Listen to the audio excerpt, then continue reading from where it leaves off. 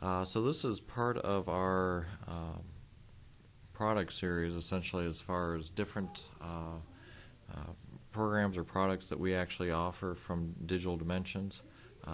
We're actually going through how a sister product of Solidworks, 3D Via Composer, a relatively newer program as far as programs are concerned. It's been around probably 5 or 6 years, but it's 3D Via is the company that actually owns it. Composer is actually the product name. How it relates into the whole Dassault scheme. Dassault actually owns SolidWorks. They also own CATIA, and they also own 3D Via. 3D Via, they produce several different types of programs out there, and the reason Composer is a direct sister product of SolidWorks is it's designed to work with all the existing CAD data, so you don't have to recreate or re-engineer a few different things. So kind of the idea of Composer, and we'll get into actually seeing it, and I'll go through it here. If you've seen Composer before, stick around. This will be another look at it. If you haven't seen Composer, I definitely encourage you to stick around. But the idea behind Composer is so that it'll take your different assets, being CAD data in our industry, and be able to actually create different pieces. For example, this little icon in the bottom right corner of my PowerPoint could be used for an instruction sheet, could be used for a website, could be used for an instruction manual or service manual, and make those illustrations and then be able to spit those out into your finished product, whether it be Word, PowerPoint, Adobe PDF.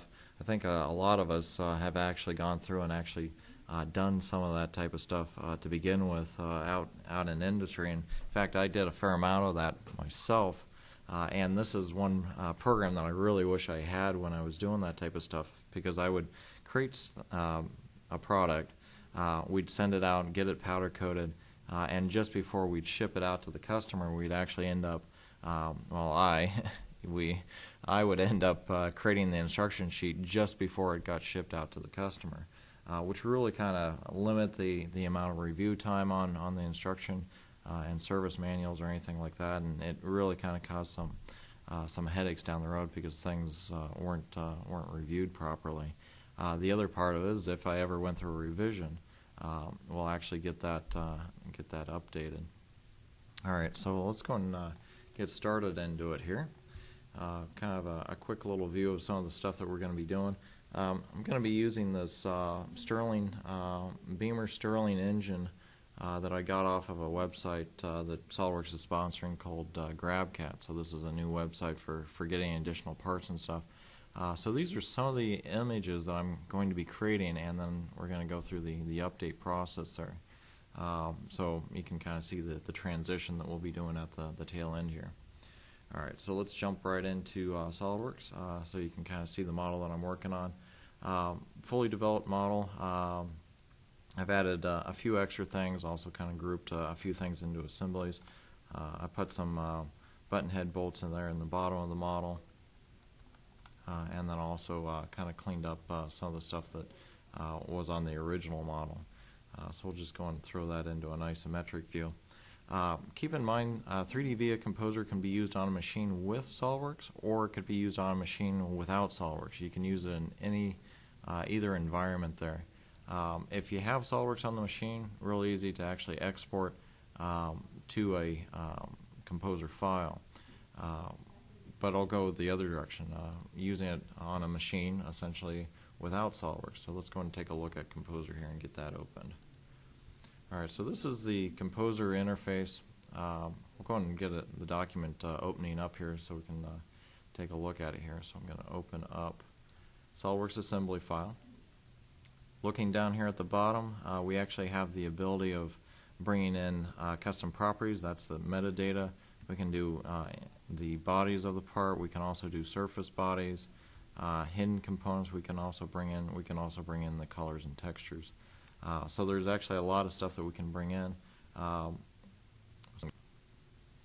Alright, so it goes through and does the converting. So if you're on a machine that doesn't actually have SolidWorks, it will actually go through and do a conversion of the file. into its own format. Its own format is a SMG file. You can actually see on the screen that it actually comes in quite clean to begin with. So it deals with all the graphics, and we can do shadows. We can shut the shadows off if we don't want. So it does a lot of that stuff automatically. In fact, it's going to reduce that down a little bit. As in with SolidWorks, we also have a way of storing essentially a view. SolidWorks, you're just storing an orientation, so I'm just going to create my first one here. Get that created there just as a starting point. I'll go and make some changes here. Maybe I don't want this background scene on there. I'll go and shut that off and just go and update that view there so I don't have that extra environment going on. So real quickly we're able to actually jump into the software and start using. So this is kind of designed so that we can take the CAD data without affecting the original CAD data, create all of our documentation here. So let's see, let's go and save this out here. So I'm going to save this out to the desktop. So I'll go desktop up top here, give it a name. You can password protect it. You can also reduce the accuracy. So if you're sending the file out to somebody with a free Composer Player program, just like eDrawings, if you're used to SolidWorks side of things, eDrawings is a viewer for the end user. Composer also has a player that's a free viewer that allows you to measure, but you can also reduce the accuracy. Rights Manager, you can even set an expiration date on files too, so you can actually prevent people from viewing them after a certain time frame. Alright, so we're going to get that saved out there. Alright, so let's go and start building our different steps here. So I'm actually going to start creating some of these views. The views are going to store lots of different information here. So looking at the interface, set up real similar to Microsoft Office, either the 2007 or 2010. We've got the different tabs to get to the different functions there. And you'll see me use some of these functions as we go through it. We also have essentially workshops over here on the right side for doing different options. I'll mostly be using the high resolution one, but we do have lots of other ones for doing tech illustrations. I may get to that one as well too, and also a video. Similar to the task pane if you're used to SolidWorks there. Alright, so let's go and minimize that down. Lots of bits of information down on the bottom right, so we get zooming, we also get design mode, we also get a timeline for doing our animations. Composer will do stills and it'll also do animations, so you can go in between the two there. Okay, and then we have all of our properties and assembly information over on the left. So all your assembly structure that shows up on the left-hand side in SolidWorks also shows up in Composer. Oh, I do want to point out one thing as far as file format type. I mentioned SolidWorks quite a bit, but it's not the only file format type that we can actually do. That's the primary one is SolidWorks, just because Digital Dimensions sells SolidWorks. But it'll also do CATIA, it'll do IGES steps, PTC files, it'll do VRML, lots of other formats. It'll even do like still type of objects, so you can bring in a background or a photo into the background there as well too. So it gives you lots of options for import. So for example, you might bring in the main assembly from SolidWorks, but then you need a hammer to show one of the steps. You could actually bring that in as maybe a step file or something like that. So that is one of the capabilities, that you don't have to rely on the CAD department necessarily to do that type of stuff. Alright, so let's go and jump into it here. Let's create a different rendering style. So I'm actually going to jump over to a shaded illustration with color style, just to give us a different look. And I'll go ahead and call this one Start. There we go. And I'm just giving these names to kind of keep tabs on everything. First thing we want to do is actually grab the bolts out of the bottom of the assembly there. I'll go and just jump over to my assembly tree, grab all the parts just by selecting them. I do have a selection group or a selection set that I can create, so I can easily select and unselect those if I needed to down the road. For this case, I probably won't need to do much with it. Let's move that up out of the way. I'm kind of building an explode view and kind of going through the steps with this with Composer today, with as far as replacing maybe the bearings or something in this flywheel here. Alright, so we're going to go and move those down, get those out of the way. Okay, and then we'll also go ahead and drop in maybe an associative path there, so we actually get some lines going back to where they originally were placed at. Notice that it was just a real quick button to click to get those into position. Let's go and move the whole flywheel assembly. I'm going to zoom out a little bit more here, move that over, and we'll go and move that up and out over. So I'm going to move that up, move that over, and then go and leave that in place. You know what? Let's go and put those back. I'm actually going to quick undo here, get those into place. I want to create a view just of my bolts there. I always get in the habit of creating more views than less. That way I can always go and get rid of them as need be. Alright, so I got my bolt view there. Let's go and move the flywheel up here again. Stirling engines, if you weren't aware of them, essentially they take heat and convert them into energy, and essentially what the purpose of them is. So if you, on this particular one, if you were to heat the end there, it would actually cause steam pressure buildup in there in the piston that would end up causing the crankshaft to actually turn and spin the flywheel there. So it's kind of just something that's been around for a while, starting to catch notice mainly because of the green movement these days. So that's something new that's actually been kind of changing, people re-looking at old technologies. Alright, so we're going to call this one flywheel move. Alright, so we got that one. And let's go and kind of isolate that. Let's actually go and hide everything else here. Let's see, let's go and select that out of the tree there. There we go. Alright, so we got everything else hidden. A lot of quick double clicks that all I have to do to do zoom fits. I also can scroll in for zooming capability. So whether you're coming from the CAD environment or you're coming from the Tech Illustrator side, it definitely plays to either group. So you don't necessarily have to be a CAD guy, and you don't necessarily have to be an Illustrator. In fact, you could be neither and still be able to use Composer. So I'd definitely take a look at Composer and kind of see what it's capable of. Alright, so let's go and do another view there for that guy. I'm just going through and creating all these little thumbnails, and you'll see me create a Word document out of these. Alright, so let's go and do an explode. Move that off to the side. I'm going to get the middle piece out of there real quick.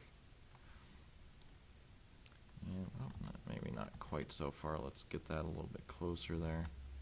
And then I'll go and select all my other pieces and then do some quick explodes. Okay. It's got a lot of built-in tools for doing explode views. Alright, so we're going to explode that out. Maybe rotate it a little bit so I can see everything. Okay. And I might move a couple items manually here, so I'm going to grab that and move those little oiler cups up by themselves. Okay. And I might bring this one now back in a little bit now that I kind of know what my rest of my explode is going to look like. That particular little hairpin clip off to the side, probably not in the right spot, so what I'm going to do is I'm going to move it and have it match to the pin that it goes into, and then do the move, so I can actually really easily take my explode and modify it to what it really should be. Okay. Alright, so I'll go and update or create a new view here. So I've got my explode.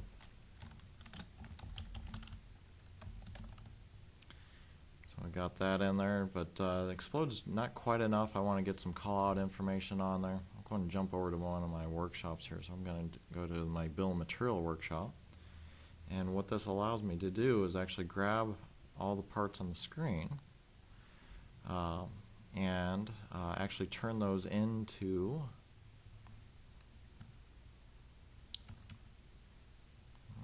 let's grab them one more time here. I keep on clicking off them by accident there.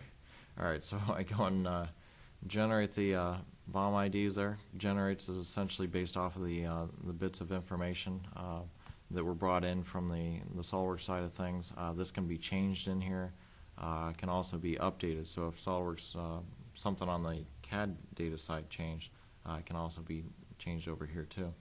Compares exact geometry, so I could have one part from SolidWorks, one part from McMaster-Carr's website. As long as they're identical to the same, then it would allow me to actually count those as the same part. So I'm not actually stuck to the same size there. All right, so what we're going to do is we're going to go in through and put in a couple of callouts here. All right, let's see. Let's get those callouts on there. And we have the ability of actually placing the callouts wherever we want, so we can do it top or bottom, left or right, depending on how we want to organize that. I'll go ahead and put them top and bottom here. Okay. Yeah, but then I'll go and set them free so I can actually go and place them into different orientations there. All right, so we actually have another tool that allows us to actually place them along a single line here. All right, so I'm going to go and drop that in. That's what it's called, a magnetic line, so I can actually get those arranged and organized based off of that order there. Okay. And let's go and move those down just a little bit. Alright, so kind of going through, let's go and do another one of those magnetic lines here. Alright. And get all those into position. I'm going to move those down a little bit. Move my model a little bit more, zoom in, and get everything positioned right.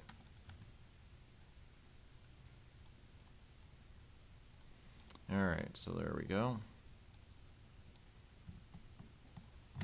And I'll go and hide those out. Alright, so let's go and update that view. I'm just selecting the view, go and say update, then I have that new thumbnail of the view that I'm looking for. Besides the regular stuff that I've gone through up to this point, we can even go a little bit further with it. We can actually use some specialty tools within SolidWorks. So I want to kind of show you a couple of those here. All right, let's turn off that workshop there.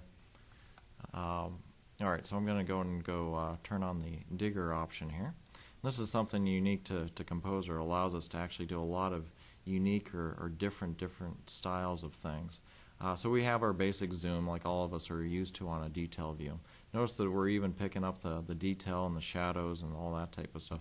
Mind you, you can shut that stuff off too if you don't want that. We can do section plane, so I can actually do a cross section through the model, save that as a detail view. We have the ability of hiding and showing parts, and then the very last one here allows us to actually dynamically show or hide the parts as we dig into the model. So I'm actually just going to add one of those in there as an extra little tidbit there for another slide here. Alright, so let's drill down a little bit further, and let's go and save it at that level. Okay. Alright, so, and let's move that off to the side. And we'll go and create that as another new view here. So I'm just going to call that one digger here. Okay. Alright, so, alright, we've gone through, we've added all these different versions of it. What are we going to do with it? Well, let's go and create our Word document. So I'll kind of walk through that real quickly and kind of show you the different options there. I'm going to go and get this saved out again. And we're going to use one of our workshops. We're going to do the high resolution workshop just to spit out the multiple images. Within here we can set the size or the aspect ratio. We can also set the quality of the output there. But the main reason that I'm wanting to go in here is we have the ability of actually outputting a whole group of files, group of images, all in one shot, using the file name, and then it adds the view name at the tail end of it. So I'm going to go save. I'm going to create a brand new folder out of my desktop here. So I'm just going to call this one maybe image folder. We've got several different file types to work from, bitmap, JPEG, TIFF, and PNG. That's just on the multiple output. We can also do other formats as well too. PDF we can also do web page HTML, we can also do SVG. Alright, so I've got I'm going to do a PNG format here, so I'll go and go save. And I'm going to go and open up that directory here out on my desktop, just so you can kind of see what it created. Alright, so there's the image folder. So it's gone through and created each one of those images based off of the original SMG name, added the view name to each of them, and that's what I'm actually going to be using in my Word document here. Okay. Alright, so let's go and switch over here to Word and go and kind of show how we're going to use that. So within Word, fairly basic stuff. I'm going to go insert picture, go out to my desktop, go into that image folder that we just created, and then I'll go and start inserting my images. So I'm going to go insert link to file. So this allows my Word document to be updated if my Composer file spits out an updated set of files. Which that's kind of the real advantage, is if I have any items that change, I can have it go through. So we've got the one style of Flywheel currently set, and we'll see that change here at the end, or as we go through this a little bit further. So I'm going to go through and drop in some more of my views. So I've got a bolt one there, so I'll go and link to file. So I got that one in there. Let's go and drop in another one. Let's see, this one's going to be lift from assembly, so we'll go and drop that one in as well. And this is essentially me creating my instruction sheet. Fairly straightforward, same basic idea that everybody's used to. Alright, so we've got the shaft removed there, which actually that's one of the steps I skipped over to. I come back and I can always create that other image there. So I'm going to go insert this explode view.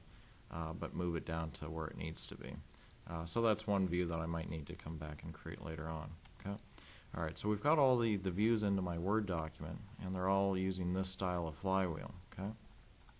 I'll go and save this Word document. Okay, so I save that. And I'll go and come back to Composer, and let's go and take a look at what would happen if I had a change here. Alright, so we've got the one style of the Flywheel. I'll go and do an update here and go and switch it out to a different style. So I'm going to go to the File menu, go and go Update. We can update either an individual part, or we can do a whole assembly. So it allows us to do either. So I'll go and grab that and do Update. And I'm going to grab my assembly, my original SolidWorks assembly. But this time I'm actually going to pick out which assembly that it's going to be opening up here. Actually, bear with me here for a sec. I'm going to verify which one's which here. I'm going to open this up in SolidWorks just to make sure that I'm pulling the correct one here. Alright, so it looks like, yeah, default is the other style of configuration there. Alright, so I've got the default assembly, so I had the other one. More mass was the first one that I had opened, so I'm just going to go and do an update here. It goes through and pulls the CAD data out again, and again this is going from the CAD environment into the Composer environment, so there's nothing that can be fed back to the CAD data.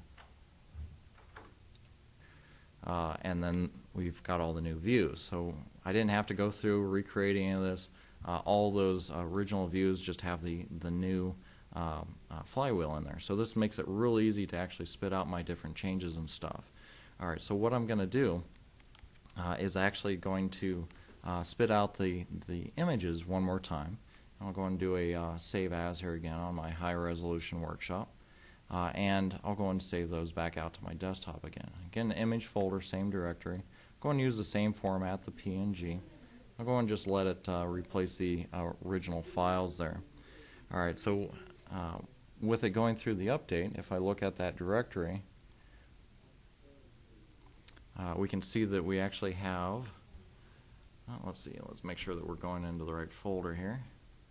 Oh, apologize, hold on one sec. Let's try that one more time here. Let's go and do high resolution image workshop, multiple views. There we go, I didn't have that checked. Alright, so I'm going to go and save as here again, get the PNG file format set, and go save, and go and let them do the replace. There we go. Alright, so now when I go and look at the directory, I actually have the updated views with the new Flywheel configuration set there.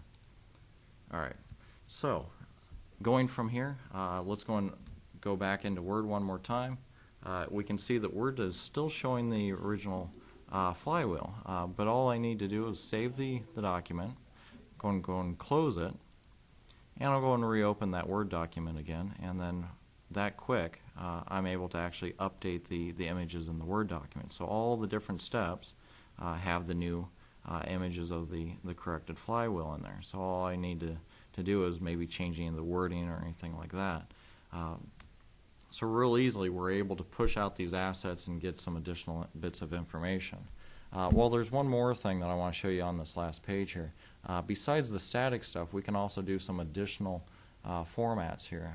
So within a Word document or PowerPoint, we can actually go in and we can insert an interactive player straight into the Word document. So let's go and maximize this a little bit here. Get it to the size that we need to, and then I'll go and set it up to my file that I was working off of. So I'm going to go up to my desktop, grab that assembly or SMG file I was working from, and then we'll go and decide what we want to have visible here. Alright, so go and get that set, and then so what I can do is if somebody was to open this document up, I would essentially shut off the design mode before I saved it and sent it to them. But when they would open up the Word document, they would end up with getting this interactive player. So it's got little thumbnails of all the different views, so I can switch over to those and actually see the animation occur with the model there. I'm going to slow down here a little bit so the video catches up to me here. And then we'll go and be able to transition and change between the different modes there. Okay. One of the things to point out, though, the little bits of part number or metadata, those are actually driven from the CAD data. So if they're updated in the custom properties on the CAD side, then they get updated or pushed out to the Composer side. The other thing too is this interactive player is not a static view. I can actually rotate my model. I could even zoom in on the model and actually take a detailed look at one of the objects there. So I'm not actually stuck to a static view there.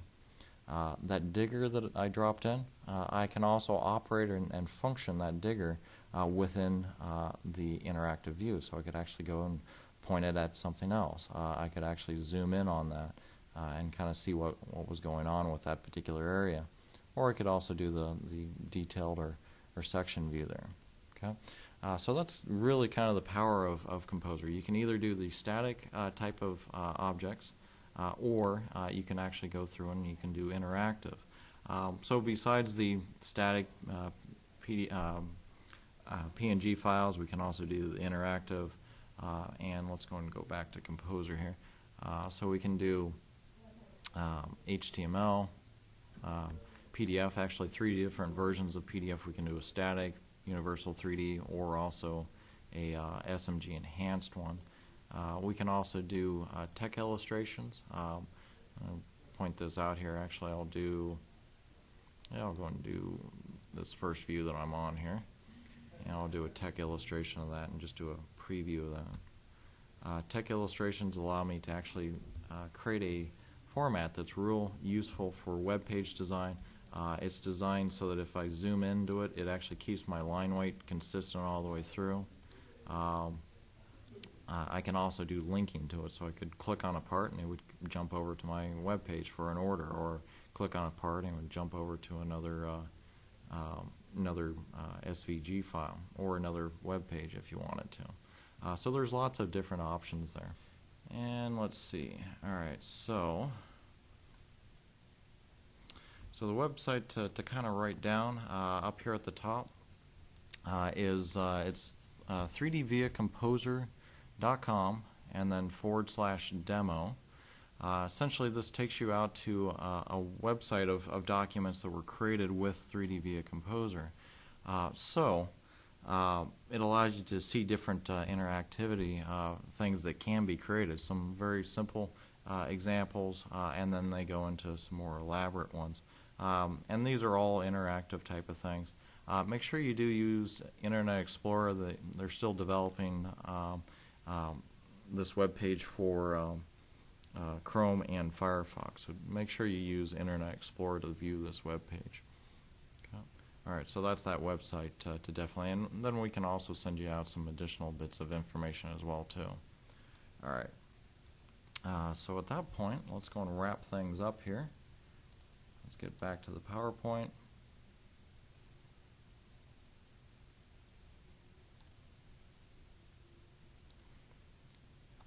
And there we go. Okay, and that again, that Stirling Engine I got actually from grabcad.com, so that's definitely a website to go check out. They've got lots of bits of information, but again, it's hosted by Solidworks. But thank you for attending today. If anybody has any questions, definitely give us a call or call your account manager. But we'll also send out an email for those that are requesting it that want a little bit more information about 3D Via Composer. And again, thanks for attending today, and have a great day.